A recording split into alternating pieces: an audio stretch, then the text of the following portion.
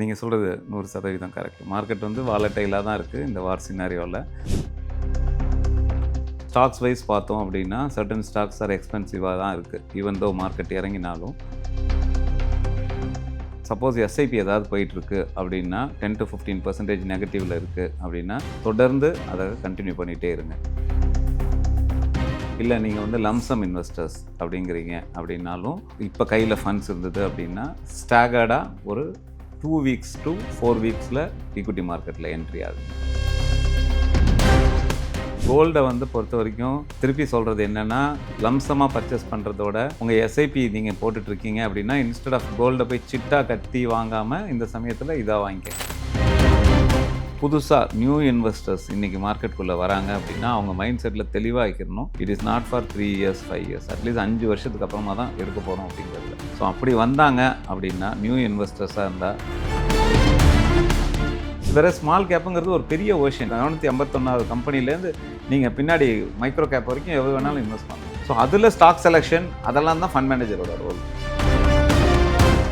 Low income investment strategy அப்படின்னா mutual ஃபண்ட்ஸில் நீங்கள் இன்வெஸ்ட் பண்ணி உங்களால் லோ இன்கம் வாங்கணும் அப்படின்னா 2 years 3 years conservative hybrid 20% equity exposure. எனக்கு ஈக்விட்டி எக்ஸ்போஷரும் இருக்கும், அட் த சேம் டைம் டெப்ட்டில் ஒரு 80% இருக்கும். இதில் இன்வெஸ்ட் பண்ணலாம். ஆதன் பிசினஸ் நேயர்களுக்கு வணக்கம். இன்னைக்கு நம்ம கூட ஃபினான்ஷியல் எக்ஸ்பர்ட் ராம்குமார் அவர்கள் தான் ஜாயின் பண்ணியிருக்காங்க. வாங்க பேசலாம். வணக்கம் சார். வணக்கம் பிரீத்தி. எப்படி சார் இருக்கீங்க? நல்லா இருக்கேன். நீங்கள் எப்படி இருக்கீங்க? நல்லா இருக்கேன் சார். சார், இப்போ மார்க்கெட் இந்த வார்னால ரொம்பவே வந்து ஃபாலோ ஆகிட்டு இருக்கு. ஸோ எலெக்ஷன் போதுமே கூட நிஃப்டி 1% ஃபாலோ ஆயிருக்கு. ஸோ இன்னமுமே வந்து இந்த கரெக்ஷன் தொடர்ந்துக்கிட்டே தான் இருக்குது. ஸோ இப்போ மார்க்கெட் சிக்னிஃபிகண்ட்டாக கரெக்ட் ஆகிட்டு இருக்கும் போதுமே நிறைய ஸ்டாக்ஸோடைய ப்ரைஸ் வந்து இன்னுமே எக்ஸ்பென்சிவாக தான் இருக்குது. என்ன சார் காரணம்? இல்லை, நீங்கள் சொல்கிறது 100% கரெக்ட். மார்க்கெட் வந்து வாலட்டைலாக தான் இருக்குது இந்த வார் சினாரியோவில். நடுவில் அந்த சீஸ் ஃபயருங்கிறது அனௌன்ஸ் பண்ணும்போது மார்க்கெட் ரியாக்ட் பண்ணுது. திருப்பி அகெயின் அதை மீறும்போது ரெஸ்பெக்டிவ் கண்ட்ரீஸு அகெயின் மார்க்கெட் வந்து திருப்பி அகெயின் ட்ராப் ஆகுது. அண்ட் பிரசிடெண்ட் ட்ரம்ப்போட இர்ரெகுலர் ஸ்டேட்மெண்ட்னால கண்டினியூஸாக ஒரு மார்க்கெட் ஏறுறதுக்கான சாதகமான சூழ்நிலை இல்லாததுனால மார்க்கெட் இறங்குது. ஸ்டாக்ஸ் வைஸ் பார்த்தோம் அப்படின்னா சர்டன் ஸ்டாக்ஸ் ஆர் எக்ஸ்பென்சிவாக தான் இருக்குது ஈவன் தோ மார்க்கெட் இறங்கினாலும். But there are many stocks which are in very very attractive வேல்யூவேஷன்ஸில் இருக்குது. ஸோ மியூச்சுவல் ஃபண்ட்ஸ்லேயோ ஃபண்ட் மேனேஜர்ஸ் நீங்கள் இண்டிவிஜுவலாக இன்வெஸ்ட் பண்ணுறதா இருந்தால் நீங்கள் ரொம்ப அனலைஸ் பண்ணி தான் you have to pick the stocks.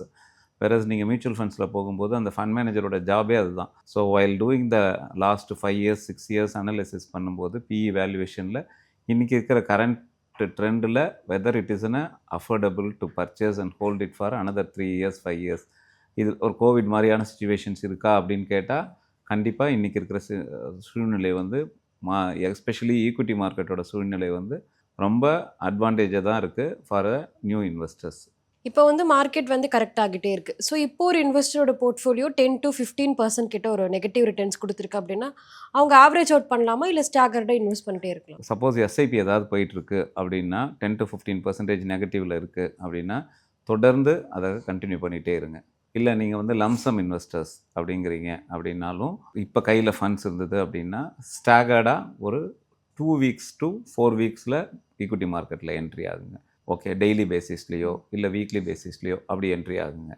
இல்லை நான் எஸ்ஐபி இன்வெஸ்டர்ஸ் பட் என்கிட்ட இப்போ அடிஷ்னலாக அலோகேஷன் ஆஃப் ஃபண்ட் இருக்குது அப்படின்னா கூட நீங்கள் போயிட்டுருக்கிற அதே ஃபண்டில் you do the additional purchase for the next 2 weeks to 4 weeks இன்னும் STP mode, systematic transfer mode. So டவுனாக இருந்ததுன்னா தயவு செஞ்சு பேனிக் ஆக வேண்டாம். So these are all the opportunities. நீங்கள் அதை புரிஞ்சுட்டு இந்த சமயத்தில் உங்கள் யூனிட்ஸ் அதிகமாக்குங்க. இதுதான் நம்ம ரெக்கமெண்ட் பண்ணுறது. ஓகே, இப்போ ஸ்டாக் மார்க்கெட் மாதிரி கோல்டுமே வந்து கரெக்ட் ஆகிட்டு இருக்கு. ஸோ இப்போ என்ட்ரு ஆகணும்னு நினச்சாங்கன்னா இது கரெக்டான டைமா சார்? கோல்டை வந்து பொறுத்த வரைக்கும் திருப்பி சொல்கிறது என்னென்னா, லம்சமாக பர்ச்சேஸ் பண்ணுறதோட உங்கள் எஸ்ஐபி நீங்கள் போட்டுட்ருக்கீங்க அப்படின்னா இன்ஸ்டெட் ஆஃப் கோல்டை போய் சிட்டாக கட்டி வாங்காமல் இந்த சமயத்தில் இதாக வாங்கிக்கோங்க. இல்லை நான் லம்சமாக ஒரு சின்ன அமௌண்ட்டுக்கு வாங்க போகிறேன் அப்படின்னாலும் வாங்கி வைங்க. பட் அது வந்து உங்களோட ஓவரால் போர்ட்ஃபோலியோவில் ஒரு 10-15% தான் இருக்கணும். ஸோ இது வரைக்கும் உங்களோட ஓவரால் நெட்ஒர்த்தில் 15% கோல்டு இல்லை அப்படின்னா நீங்கள் கோல்டுக்குள்ளே வாங்க. இல்லை நான் ஏற்கனவே 15% வச்சுருக்கேன், இந்த ஃபார்ம் ஆஃப் ஆர்னமெண்ட்ஸாக இருக்குது அப்படின்னா கோல்டு பக்கம் வர வேண்டிய அவசியமே கிடையாது. வெறும் ஈக்விட்டி மார்க்கெட்டே போதும். பட் உங்ககிட்ட கோல்டே கிடையாது அப்படின்னாலும் நீங்கள் இந்த சமயத்தில் சிஸ்டமேட்டிக் இன்வெஸ்ட்மெண்ட் பிளான் மூலமாக தான் போகணும்னு சொல்கிறோம். ஏன்னா இந்த ம். ரேட்டை வந்து நம்மளால் ப்ரெடிக்டே பண்ண முடியல. திருப்பி நாளைக்கு இறங்குங்கிறாங்க, ஏறுங்கிறாங்க. ஸோ அதனால் நீங்கள் வந்து எஸ்ஐபி மோடில் வாங்குறது தான் பெஸ்ட்டு. என்ன கேட்டால் யாராவது இது வரைக்கும் என்கிட்ட கோல்டே இல்லை அப்படின்னு சொல்லிட்டு ஒரு எஸ்ஐபி ஒருத்தர்ட்ட எடுக்கிறேன் அப்படின்னா, ஒரு ஒரு ரூ. 25,000 எடுக்கிறேன் அப்படின்னா, ஒரு ₹5,000 கோல்டு ஃபண்ட் குடுக்குறேன். இப்போ லாஸ்ட் 2.5 இயர்ஸாவே மார்க்கெட்லேருந்து பெரிய அளவுக்கு ரிட்டர்ன்ஸ் எதுவுமே வரல. பட் மார்க்கெட்லேருந்து ரிட்டர்ன்ஸ் குடுக்கலனால கூட சில ஃபண்ட்ஸ் நல்லா பெர்ஃபார்ம் பண்ணிருக்கு. ஸ்மால் கேப்பா இருக்கட்டும், ஃப்ளெக்ஸி கேப்பா இருக்கட்டும், ஒரு லாங் ரன்ல 10-13%க்கு மேல ரிட்டர்ன்ஸ் வந்து குடுத்திருக்கு. பட் ஷார்ட் டைம்ல ஏன் மக்கள் பேனிக் ஆகுறாங்க? ஏன்னா, அ நான் எனக்கு கண்ணு முன்னாடி என்ட்ட ஸ்டேட்மெண்ட் இருக்கு. 20, 21ல இன்வெஸ்ட் பண்ணவங்களோட ஸ்மால் கேப்பா இருக்கட்டும், ஃப்ளெக்ஸி கேப்பா ம். இருக்கட்டும், எஸ்ஐபி மோட்ல போனதா இருக்கட்டும், இல்ல லம்ப்சமா போனதா இருக்கட்டும், அதோட அப்ராக்ஸிமேட் ரிட்டர்ன்ஸ் வந்து கிட்டத்தட்ட 12லேருந்து 15% இருக்கு. இந்த ஸ்பேன் ஆஃப் 5 to 6 இயர்ஸ்ல. ஓகே. ஸோ இதுதான் வந்து இந்த ஸ்டேட்மெண்ட்ட காமிச்சு தான் நம்ம இந்த 2 இயர்ஸ்ல பேனிக் ஆறவங்களுக்கு. ஏன்னா அ அந்த 5 இயர்ஸ்ல இருந்தவங்க இருக்காங்கல்ல, 5 to 6 இயர்ஸ்ல இருந்தவங்க நடுவுல ஒரு டவுன் ட்ரெண்ட பார்த்துருக்காங்க. டியூரிங் த ரஷ்யா, உக்ரைன் வாரும்போது ஒரு டவுன் ம். ட்ரெண்ட பார்த்தாங்க. தென் நம்மளோட இந்த second government central government form ஆகும்போது 1 டேல மார்க்கெட் ஒரு ஹியூஜ் ஃபால் வந்தது. ஸோ இந்த மாதிரியான ஒரு 1 ஆர் 2 அக்கேஷன்ஸ் அவங்க பார்த்துருக்காங்க. அந்த டபுள் டாக்ஸேஷன் டாரிஃப் வந்தே கிட்டத்தட்ட 2 வருஷம் ஆகப்போகுது. அதாவது ம். பதவியேற்று ஒரு 2 வருஷம் ஆகப்போகுது. ஸோ டபுள் டாக்ஸேஷன் டாரிஃப் வந்து கிட்டத்தட்ட ஒரு 1 1/2 வருஷம் ஆகப்போகுது. ஸோ இதெல்லாமே வந்து அவங்க கண்கூடா பார்த்துருக்காங்க. ஸோ அதனால அவங்க ஒரு ஒரு சைக்கிள கடந்து வந்துட்டாங்க. கிட்டத்தட்ட ஒரு 6 இயர்ஸ்ங்கிறது ஒரு சைக்கிள் தான் 100%. வேறஸ் இந்த நியூ இன்வெஸ்டர்ஸ் 1 இயர், 2 இயர்ஸ்க்கு முன்னாடி இருந்தவங்களோட போர்ட்ஃபோலியோ இன்னைக்கு ரெட்ல இருக்கு, இல்லன்னா சிங்கிள் டிஜிட்ல இருக்கு. அதுக்கு காரணம் அவங்க அந்த சைக்கிள பார்க்கல.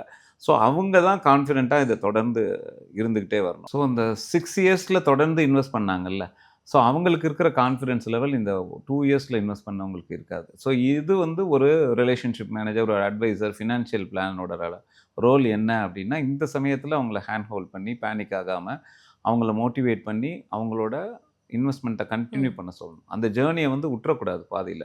விட்டுட்டாங்கன்னா திருப்பி ஈக்விட்டி மார்க்கெட்குள்ளேயே வரமாட்டாங்க. ஸோ இந்த பாதைய ஒரு கடந்து வந்துட்டாங்க அப்படின்னா, ஒரு 6 மாசத்துக்குள்ள ஒரு 6 மாசமா, 1 வருஷம் ஆகுமாங்கிறது நமக்கு தெரியாது.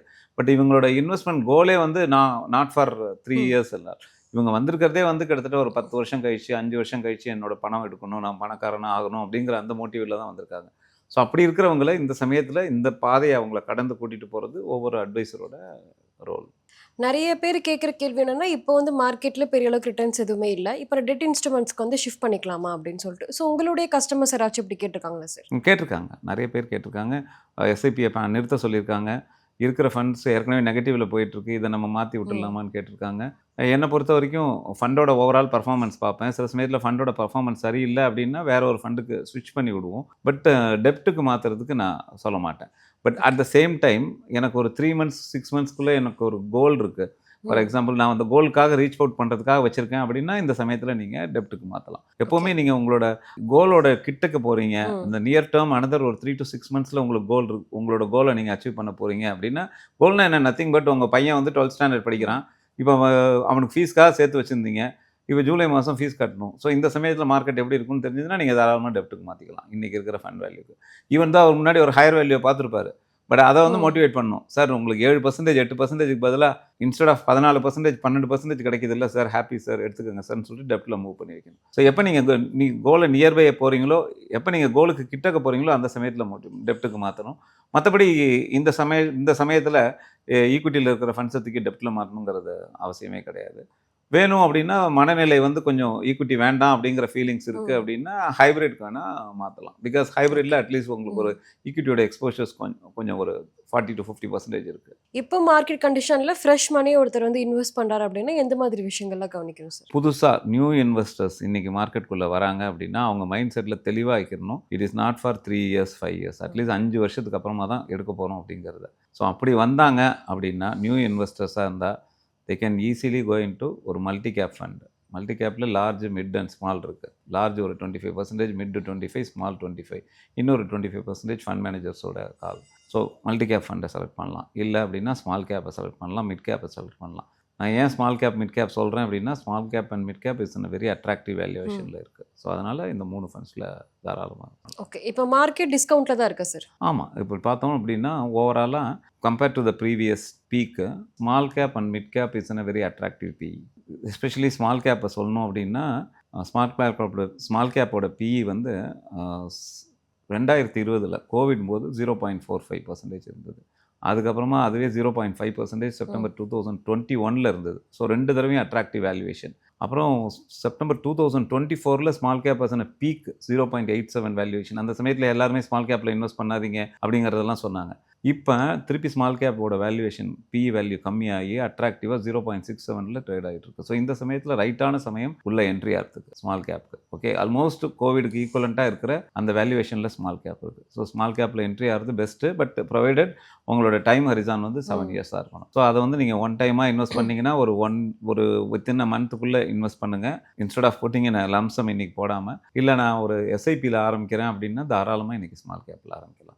இதே மாதிரி தான் மிட் கேப் வேல்யூஷன் இருக்குது. ஸோ டிஸ்கவுண்ட் வைஸ் பார்க்கும்போது small and mid gap are very attractive. அதுக்கு அடுத்ததாக லார்ஜ் கேப் இருக்குது. ஸோ நீங்கள் ஒன்ஸ் எய்தர் நீங்கள் ஸ்மால் அண்ட் மிட் கேப்பில் இன்வெஸ்ட் பண்ணுங்கள். லார்ஜ் கேப் எக்ஸ்போஷர் வேணும் அப்படின்னா லார்ஜ் கேப் ஃபண்டில் இன்வெஸ்ட் பண்ணுங்கள். இல்லைனா ஃப்ளெக்ஸி கேப்பில் இன்வெஸ்ட் பண்ணுங்கள். இப்போ நீங்கள் சொன்ன மாதிரி மார்க்கெட்டில் வந்து எஸ்ஐபி இன்வெஸ்டர்ஸ் தான் வந்து அதிகமாக இருக்காங்க இப்போதைக்கு. ஸோ இப்போ வந்து நிறைய பேர்கிட்ட வந்து கையில் பணமே இல்லை. இப்போ மார்க்கெட் என்னதான் டிஸ்கவுண்ட்டில் இருக்குது, எல்லாரும் போய் இன்வெஸ்ட் பண்ணுங்கன்னு சொன்னாலும் இந்த இன்ஃப்ளேஷன், இந்த க்ரூட் ஆயில் ப்ரைஸ் ரைஸ்னால வந்து நிறைய பேர்கிட்ட வந்து கையில் பணமே இல்லை. ஸோ இப்போ எஸ்ஐபி ஒருத்தர் கண்டினியூ பண்ணுறாங்க அப்படின்னா இப்போ வந்து பாஸ் பண்ணிக்கலாமா? வேண்டாம்னு சொல்கிறேனே. அப்போ அவங்க they will miss the bus.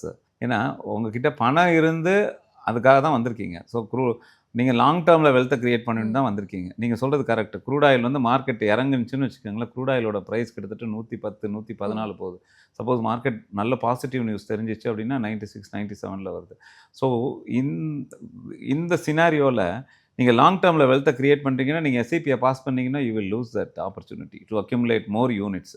ஏன்னா இன்றைக்கி நீங்கள் ஒரு 10,000 ரூபாயை கொண்டு போய் போடுறீங்கன்னா, உங்களுக்கு இருக்கிற என்ஏவியில் மார்க்கெட் கம்மியாக இருக்கும்போது அதிக யூனிட்ஸ் உங்களுக்கு கிடைக்க போகுது. ஸோ நீங்கள் பாஸ் பண்ணி நிறுத்திட்டு ஆனால் அதே ஃபண்டை கொண்டு போய் வேறு எங்கேயாவது டைவெர்ட் பண்ண போகிறீங்க அப்படின்னா இல்லை. பட் என்கிட்ட கிரைசிஸ், என்கிட்ட வேலை போச்சு, என்கிட்ட பணம் இல்லை அப்படின்னா நீங்கள் எஸ்ஐபியை பாஸ் பண்ணலாம். இந்த ஒரு ரீசனால் மட்டும்தான் எஸ்ஐபியை பாஸ் பண்ணலாம். பட் மார்க்கெட்டுக்கு பயந்துக்கிட்டு மார்க்கெட் வாலட்டைலாக இருக்குது அப்படிங்கிற சினாரியோனால ஒருத்தர் எஸ்ஐபியை நிறுத்துறாரு, இல்லை பாதி கேன்சல் பண்ணுறாரு அப்படின்னா அல்டிமேட்லி அவர் அந்த ரெஸ்பெக்டிவ் இண்டிவிஜுவல் தான், இன்வெஸ்டர்ஸ் தான் லூசர்ஸ். இதை தான் do it your self customers பண்ணிக்கிறாங்க. பிகாஸ் அவங்களுக்கு பாஸ்ட் ரிட்டர்னை வச்சே பார்த்துருப்பாங்கல்ல, அந்த 1 இயர் 2 இயர்ஸ் ரிட்டர்ன்ஸ் வச்சு பார்த்துருப்பாங்க. ஸோ இன்றைக்கி என்னென்னா நிறைய எஸ்ஐபி கேன்சலேஷன் பாஸ் ஆகுது எங்கே அப்படின்னு பார்த்தீங்கன்னா டிஐஒய் கஸ்டமர்ஸ்ட்டு தான் பாஸ் ஆகுது. ஓகே, லோ இன்கம் இருக்கிறவங்க ஸ்மால் கேப்பில் இன்வெஸ்ட் பண்ண முடியாது? இல்லை, லோ இன்கம் இருக்கிறவங்களா இருந்தாலும் அவங்களோட ரிஸ்க் அப்படைட்டு எனக்கு 10 வருஷத்துக்கு அப்புறமா பணம் தேவைப்படணும், 7 வருஷத்துக்கு அப்புறமா பணம் தேவைப்படணும்னா எங்கே நீங்கள் பணம் அதிகமாக பார்க்கணும் அப்படின்னா he is a low income. So அவங்க கண்டிப்பாக அவங்களுக்கு அதிகமான பணம் வேணும். ஸோ என்னென்னா அவர் ஒரு ரிஸ்க்கை ஒண்டி அதிகமாக எடுக்கணும். ஓகே, அவங்க லோ இன்கமாக இருந்ததுனாலும் ரிஸ்க் எனக்கு ஒரு 7 வருஷத்துக்கு அப்புறம் பணம் தேவைப்படும் அப்படின்னா கண்ண முடின்னு இன்றைக்கி ஸ்மால் கேப்பில் இன்வெஸ்ட் பண்ணலாம் பிரீத்தி. பிகாஸ் 2020 2018 இன்வெஸ்ட் பண்ணவங்களோட ஸ்மால் கேப்லாம் இன்றைக்கி கிட்டத்தட்ட 18% 20% ரிட்டர்ன்ஸில் இருக்குது. ஓகே, அதனால் எங்கே உங்களுக்கு பணம் பண்ண முடியும் அப்படின்னா அந்த ஒன்லி இந்த ஸ்மால் கேப்பில் தான் பண்ண முடியும். ஏன்னா அங்கே தான் உங்களுக்கு செக்டார்ஸ் நிறையா இருக்குது, செக்மெண்ட்ஸ் நிறையா இருக்குது, சின்ன சின்ன கம்பெனிஸ் இருக்குது. இப்போ லார்ஜ் கேபிட்டலில் நிஃப்டி 50ல் பார்த்தோன்னா கிட்டத்தட்ட 40% ஃபினான்ஷியல்ஸ் பேங்க்கே எடுத்துருது, கொஞ்சம் ஐடி எடுத்துருது, டெலிகாம் எடுத்துருது. நான் சொல்கிறது லார்ஜ் கேப்பில். ஸோ வேறு ஸ்மால் கேப்புங்கிறது ஒரு பெரிய ஓஷன். 251வது கம்பெனிலேருந்து நீங்கள் பின்னாடி மைக்ரோ கேப் வரைக்கும் எவ்வளோ வேணாலும் இன்வெஸ்ட் பண்ணலாம். ஸோ அதில் ஸ்டாக் செலெக்ஷன் அதெல்லாம் தான் ஃபண்ட் மேனேஜரோட ரோல். ஸோ அதனால் small cap is best for the long term wealth creation. But என்னென்னா அதில் little higher risk involved. So அதனால தான் 7 வருஷத்துக்கு மேலே இருக்கிற தேவைப்படுற பணத்தை ஸ்மால் கேப்பில் இன்வெஸ்ட் பண்ணுங்க அப்படிங்கிறது. இப்போ இருக்க சிச்சுவேஷன் ஒரு லோ இன்கம் ஸ்ட்ராட்டஜினா என்ன சார் சொல்லுவீங்க? லோ இன்கம் இன்வெஸ்ட்மெண்ட் ஸ்ட்ராட்டஜி அப்படின்னா மியூச்சுவல் ஃபண்ட்ஸில் நீங்கள் இன்வெஸ்ட் பண்ணி உங்களால் லோ இன்கம் வாங்கணும் அப்படின்னா 2 இயர்ஸ் 3 இயர்ஸ்னா கன்சர்வேட்டிவ் ஹைப்ரிட் இருக்குது. 20% ஈக்விட்டி எக்ஸ்போஷர் இருக்கும். எனக்கு ஈக்விட்டி எக்ஸ்போஷரும் இருக்கும், அட் த சேம் டைம் டெப்ட்டில் ஒரு 80% இருக்கும். இதில் இன்வெஸ்ட் பண்ணலாம். இல்லை எனக்கு ஒரு 2 வருஷத்துக்குள்ளே எனக்கு பணம் தேவைப்படும் அப்படின்னா ஆர்பிட்ரேஜ் ஃபண்ட்ஸ் இருக்குது. ஈக்விட்டி ஃபண்ட்ஸ் ஈக்விட்டி டாக்ஸேஷன்ஸில் தான் வரும். ஸோ அதில் இன்வெஸ்ட் பண்ணிக்கலாம். இல்லை எனக்கு வந்து ரெகுலர் கேஷ் ஃப்ளோ வேணும், மாதம் வேணும் அப்படின்னா இந்த அக்ரெசிவ் ஹைப்ரிட் ஃபண்டுன்னு ஒன்று இருக்குது. அதில் இன்வெஸ்ட் பண்ணிவிட்டு monthly IDCW monthly dividend options எடுத்திருந்தீங்க அப்படின்னா உங்களுக்கு ரெகுலர் கேஷ் ஃப்ளோ வரும். ஸோ இந்த 3 தான் ரொம்ப conservative investors but at the same time market exposures வேணும்னு கேட்குறவங்களுக்கு நம்ம சொல்கிறது. ஒன்று கன்சர்வேட்டிவ் ஹைப்ரிடு, 2வது ஆர்பிட்ரேஜ் ஃபண்ட்ஸு, 3வது ரெகுலர் கேஷ் ஃப்ளோக்கு aggressive hybrid with monthly dividend pay out. மார்க்கெட் பற்றி நிறைய விஷயங்களை சொன்னீங்க, ரொம்பவே நன்றி. தேங்க்யூ பிரீத்தி.